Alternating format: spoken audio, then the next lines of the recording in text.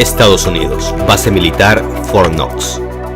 Aquí se almacena de forma oficial gran parte de las reservas de oro de Estados Unidos, así como de otros países y organizaciones de todo el mundo que les han confiado su oro. Pero son pocas las personas que han logrado entrar aquí, con decir que solo 2 presidentes de esta nación han pisado estas bodegas, Roosevelt y Truman. Pero saber qué fue lo que ellos vieron ya es una tarea imposible. En el mundo corre el rumor de que la cantidad de oro que se guarda aquí es mucho menor de lo que se dice tener registrado. El imperio del mal y los amos del mundo.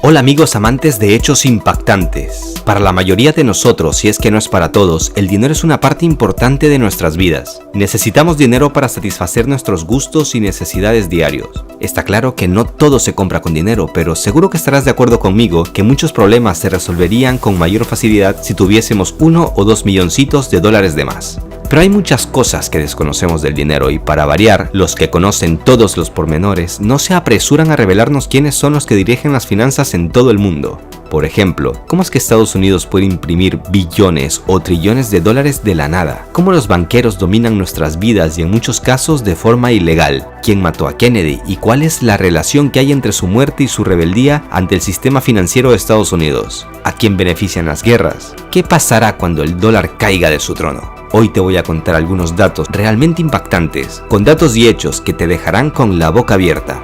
Quédate con nosotros.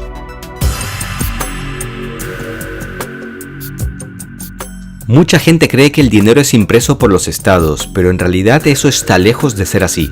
La mayoría de los gobiernos no tienen el control de la impresión del dinero. Sí amigos, aunque no lo crean, la impresión del dinero en la mayoría de los países es tarea de unas estructuras comerciales independientes. Por ejemplo, en Estados Unidos el encargado de imprimir el dinero, o sea, los dólares, es el Departamento del Tesoro, pero es la Reserva Federal la que tiene el control de la oferta monetaria y es capaz de crear créditos con tasas de interés a su conveniencia. ¿Y quiénes componen la Reserva Federal? Pues entre sus dueños aparecen apellidos como Rothschild, Rockefeller, Lehman, Goldman Sachs, y lo peor de todo es que no trabajan en interés del pueblo estadounidense, pues este está endeudado con ellos por una cantidad estratosférica de más o menos 7 billones de dólares. ¿Por qué? Porque por cada dólar que ellos imprimen y ponen en circulación, el pueblo debe pagar un interés. El problema está en que el porcentaje de interés de cada dólar físicamente no existe. De ahí que impriman dólares infinitamente y la deuda también crezca infinitamente. Lo tendrás más claro si te pongo un ejemplo, pero primero debes entender que la trampa principal en el sistema financiero es que el dinero impreso se da a los gobiernos en forma de deuda. Ahora supongamos que un estado necesita 100.000 millones de dólares. Para recibir este dinero deben garantizar devolverlo con un porcentaje y dejar una garantía. Si el porcentaje del crédito es de supongamos el 1%, se deben devolver 101.000 millones de dólares. Pero como ya te diste cuenta, estos 1.000 millones físicamente no existen, ya que solo se han impreso 100.000 millones. Y pagar esta deuda usando dinero es imposible. Quedan pocas opciones: entregar a los banqueros lo que dejaron como garantía o tomar un nuevo crédito. Y con estos créditos infinitos pagar una deuda se pone cada vez más complicado. Para intentar quitarse un poco la presión financiera a este estado con el mismo sistema, da créditos a distintos bancos y estos a su vez a terceras personas. Pero el porcentaje de comisión se vuelve cada vez más alto en cada etapa. Y es así como terminan sufriendo los ciudadanos comunes y corrientes como tú o como yo. Si bien es cierto, muchos logran pagar sus deudas al banco, como puede ser tu caso o el de algún conocido tuyo, por desgracia, miles de personas en todo el mundo viven un escenario contrario, al no poder pagar sus deudas. Como resultado pierden sus bienes y se quedan en la calle. Por ejemplo, solo en 2017 los bancos en España les quitaron sus casas a más de 22.000 familias debido a que no podían pagar sus hipotecas, y los datos registrados en la década anterior eran mucho peores. El sistema financiero está construido de tal manera que los más ricos, empezando por los banqueros, reciben su tajada a costillas de los más vulnerables, los cuales terminan siendo esclavos del sistema por míseros salarios que van a parar a los bancos para pagar sus créditos. Los bancos de todo el mundo tienen algo muy claro, es algo así como una regla no escrita. Les resulta más rentable que sus deudores no siempre puedan hacer sus pagos a tiempo, ya que deberán pagar un interés por demora, o mucho mejor si pasados los años no pueden pagar sus hipotecas, ya que se quedarían con sus casas. A estas alturas estoy completamente convencido de que todo se pudo haber hecho de otra manera. Pero espérate, no te vayas, que ahora mismo te doy detalles impactantes del macabro pacto de los banqueros.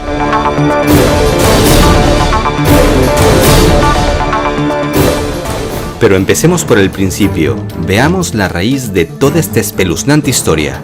En el siglo XVIII, Mayer Amschel Rothschild, un banquero alemán de origen judío, que fue fundador de la famosa dinastía Rothschild, ya empezaba a tener ideas de cómo podía manejar el mundo entero a sus anchas, y fue él quien con sus ideas puso las bases para manipularnos. Este señor decía: denme el control del suministro de dinero de una nación y no me importará quién escriba sus leyes, una barbaridad que con los años se volvió una realidad. Los banqueros de Estados Unidos tenían claro que debían crear una estructura o un banco privado que imprimiera dinero para luego darle al gobierno como préstamo con un porcentaje de interés, o sea, a crédito. Ahora debemos ubicarnos a inicios del siglo XX, el cual estuvo marcado por una sucesión de pánicos financieros, y el peor ocurrió luego del terremoto de San Francisco en 1906. En 1907, en medio de un pánico que había puesto al borde del colapso al sistema financiero de Estados Unidos, John Morgan, sí, el fundador de una de las empresas financieras más influyentes del mundo, la JP Morgan, convocó a los 120 mayores financieros de Nueva York en la biblioteca de su mansión. Fue ahí donde se empezó a tejer el macabro plan que dura hasta nuestros días. 3 años más tarde, en 1910, un grupo de políticos y economistas se volvieron a reunir en secreto. El objetivo era terminar de diseñar un sistema bancario central.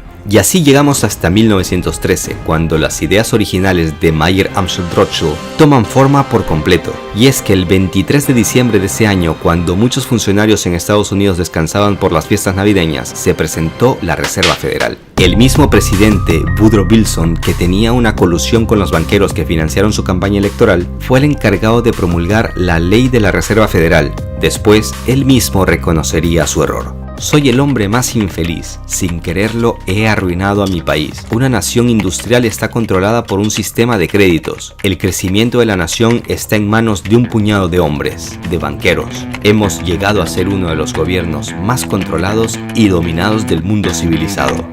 Lo que hoy en día conocemos como Reserva Federal era en realidad el tercer intento de crear una institución de este tipo, que fracasaron por detalles que no se tuvieron en cuenta en décadas pasadas. Por ejemplo, se dieron cuenta de la gran importancia que tenía el control de la opinión pública. ¿Y qué fue lo que hicieron? Ya todos sabemos la influencia de las religiones en el mundo, por lo que para mantener al pueblo adormecido y no agravar el nerviosismo popular, los banqueros dictaron órdenes a las iglesias protestantes, ortodoxas y católicas de que en los oficios religiosos del domingo incluyeran sermones de índole optimista y pacífica, que afuera por la intercesión del Altísimo o por las buenas obras de los banqueros, la gente debía tener plena confianza en las decisiones del gobierno. Otro detalle que tuvieron en cuenta fue el nombre. La llamaron Reserva Federal, a fin de que el pueblo no piense que es un banco privado, y al escuchar federal supusieran que le pertenece al gobierno, pero nada más lejos de la realidad.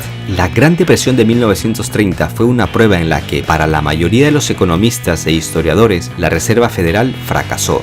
Tras el famoso Martes Negro en 1929, la Reserva Federal era la única que podía haber evitado una caída en cadena de los bancos, pero hizo todo lo contrario. Pero no me quiero detener en los años 30, ya que lo más impactante estaba por venir.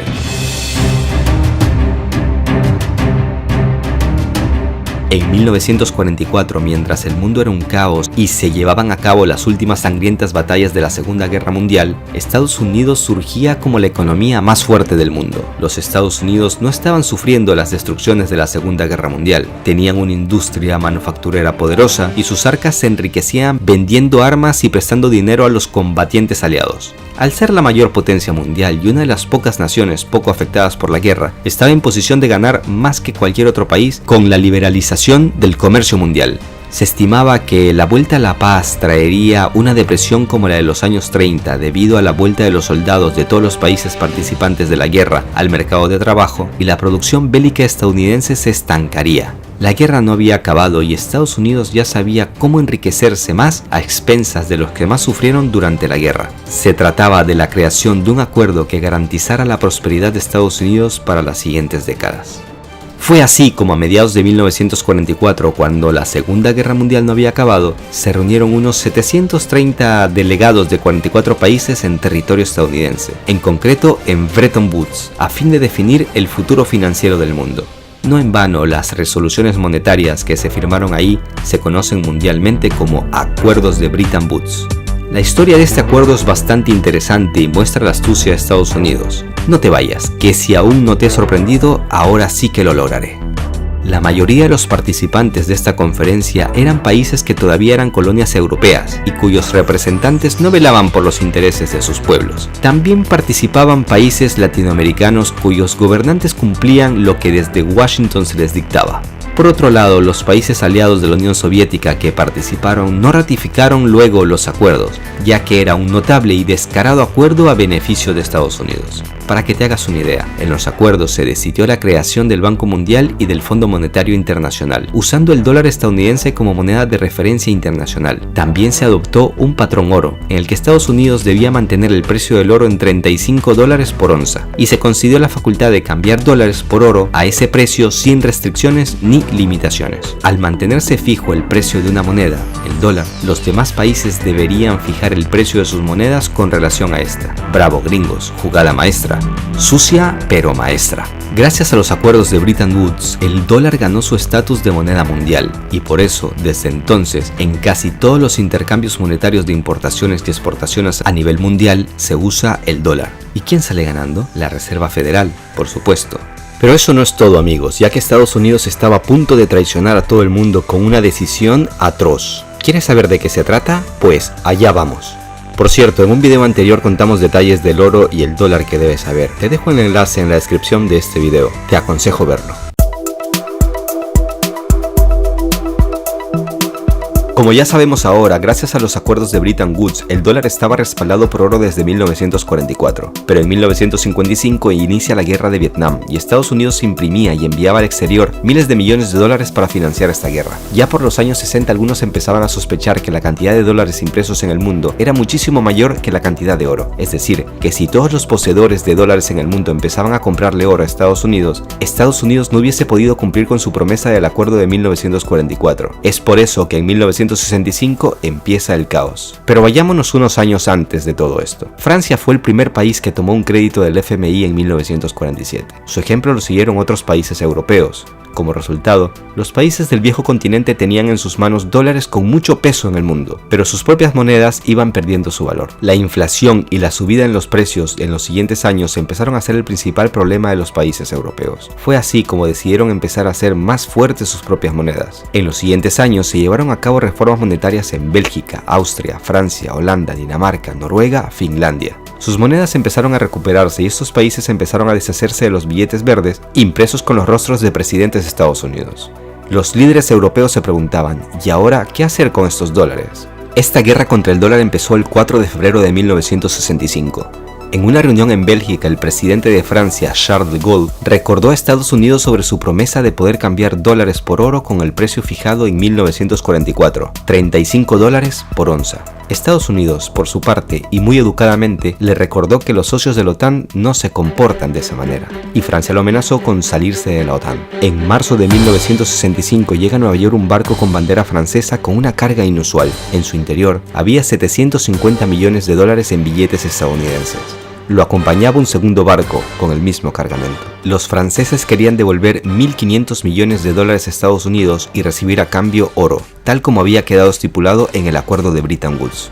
Semanas más tarde llegaban a Francia estos dos barcos cargados con cientos de toneladas de oro. Y esto era solo el comienzo. A finales de 1968 los franceses ya habían cambiado dólares por oro en una suma que superaba los 5.000 millones de dólares. No está de más decirles que, como era lógico de esperar, el ejemplo de Francia lo empezarían a seguir otros países como Alemania, Canadá o Japón. Como resultado, las reservas de Fort Knox, donde está depositado el oro de Estados Unidos, se contrajeron.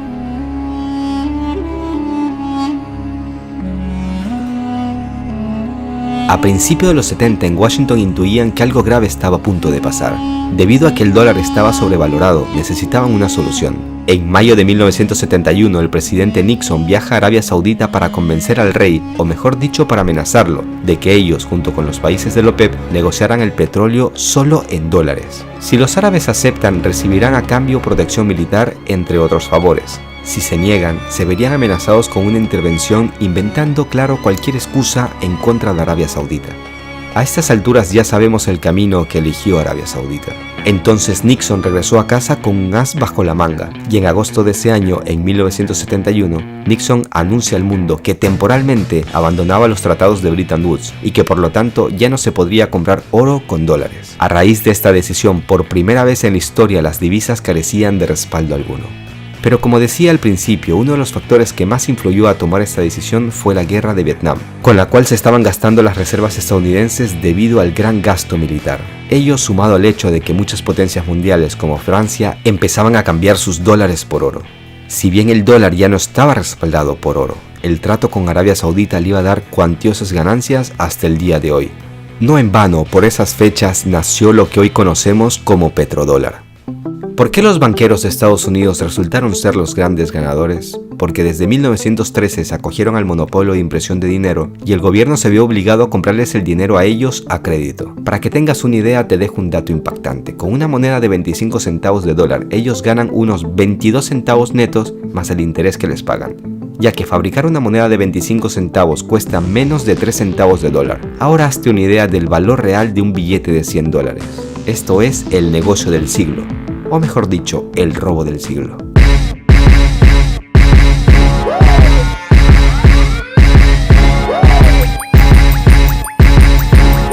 Hasta la actualidad, un grupo de economistas designados, no electos, se reúne para tomar decisiones que impactan tanto en los habitantes de Estados Unidos como en millones de personas de todo el mundo. ¿Se te hace conocida la palabra establishment en referencia a Estados Unidos? Pues en pocas palabras es un término que se usa para explicar que los presidentes de ese país y los funcionarios en general actúan como simples marionetas, ya que obedecen lo que le dictan los integrantes del poder dominante, un poder que estaría conformado básicamente por banqueros que por cierto también controlan los medios de comunicación, un arma muy importante en nuestros días. ¿Te ha gustado el video? Pues déjame decirte que esto no ha sido todo, se viene una segunda parte. Suscríbete al canal para que no te pierdas esta serie que he llamado El Imperio del Mal y los Amos del Mundo. En el siguiente video de esta serie te hablaré de unos hechos que seguramente desconoces. Kennedy será nuestro protagonista y además te haré unas recomendaciones que seguro te servirán para toda tu vida. El mundo empieza a cambiar muy rápidamente y hay que estar preparados. Venezuela ha excluido el dólar de su sistema cambiario. Rusia y China ya han empezado a dejar a un lado a esta moneda. ¿Quién más se sumará? ¿Irán? ¿Siria? ¿La India? ¿Brasil? ¿México? ¿Quizás todos los países de la OPEP? Estados Unidos empieza a tener asperezas con Arabia Saudita. Eso seguramente se debe a que los árabes ya no cumplen el papel que sí cumplieron en los 70, me refiero a los petrodólares. Por otro lado, Tesla empieza a ganar terreno con sus autos eléctricos y las petroleras empezarán a perder mucho si la gasolina ya no es el alimento principal de los autos. ¿Qué otros avances se vienen? ¿Cuál es el plan de Estados Unidos si el dólar pierde su estatus mundial? ¿Acaso estarán tramando una guerra? Estos solo son algunos de los puntos de los que hablaremos en el siguiente video. Dale like y déjame tus comentarios. Tu opinión me interesa. Puedes complementar el video con otra información relevante si lo deseas. Un abrazo a todos. Hasta la próxima.